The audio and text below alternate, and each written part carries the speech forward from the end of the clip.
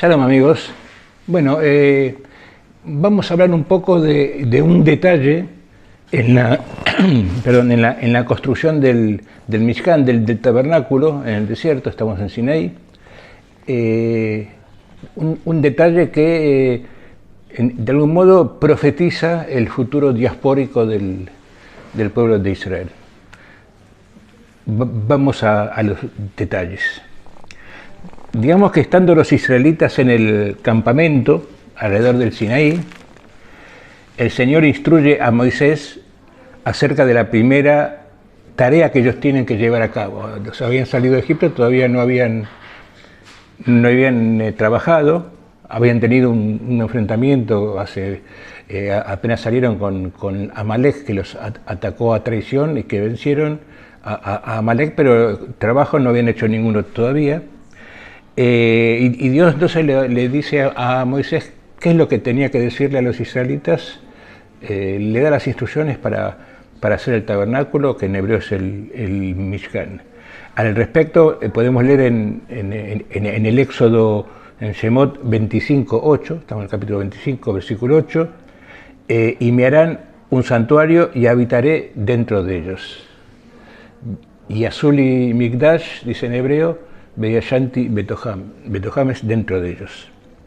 Bueno, dejando en evidencia la centralidad, digamos, la importancia central que tiene el artículo sagrado que vamos a describir ahora, el primero de los elementos es precisamente a confeccionar, del cual se dan las instrucciones, es el arca de la alianza, o sea, el Aron Abrit o Aron HaKodesh.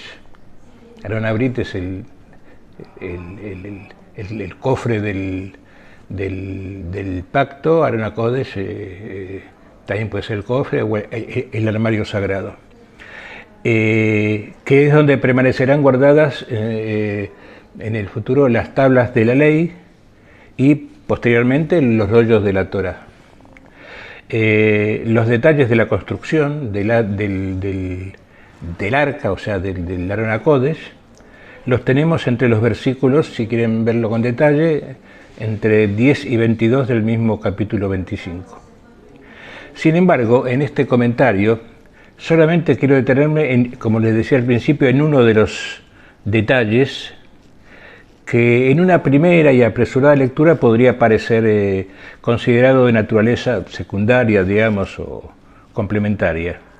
Pero veremos a continuación cómo esta particular disposición nos hace llegar, yo diría que un potente mensaje profético. Ahora les voy a leer, que ustedes lo pueden seguir en sus Biblias, en sus Tanaj, entre el 25:12 y el 25:15. Son estos 4 versículos, se los voy a leer todos seguidos. Y fundirás para ello 4 argollas de oro, y las pondrás en sus 4 esquinas, 2 argollas en un lado y 2 argollas en el otro lado. Y harás varas de madera de acacia y las recubrirás de oro. Y meterás las varas por los anillos a los lados del arca para llevar el arca con ellas. Las varas del arca estarán en los anillos y nunca se quitarán de allí.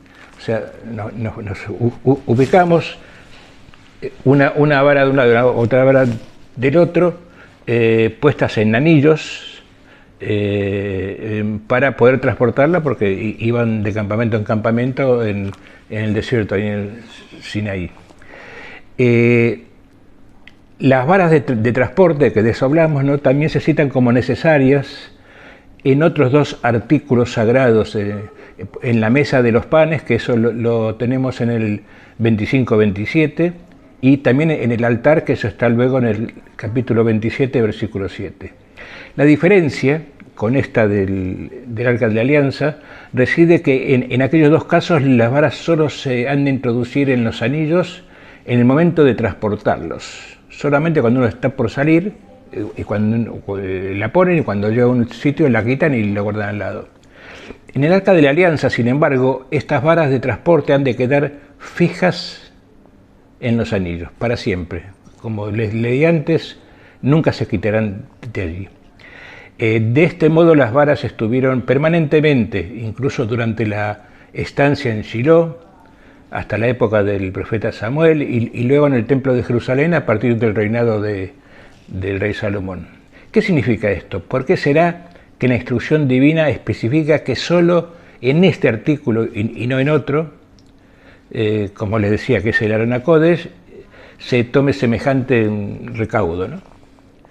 Bueno, digamos que poco y nada podemos saber de las motivaciones del Creador, ¿no? del Altísimo, si bien como socios menores en el perfeccionamiento del mundo, los humanos estamos de algún modo obligados a tratar de interpretar sus decisiones, que las tenemos a través de la Torá.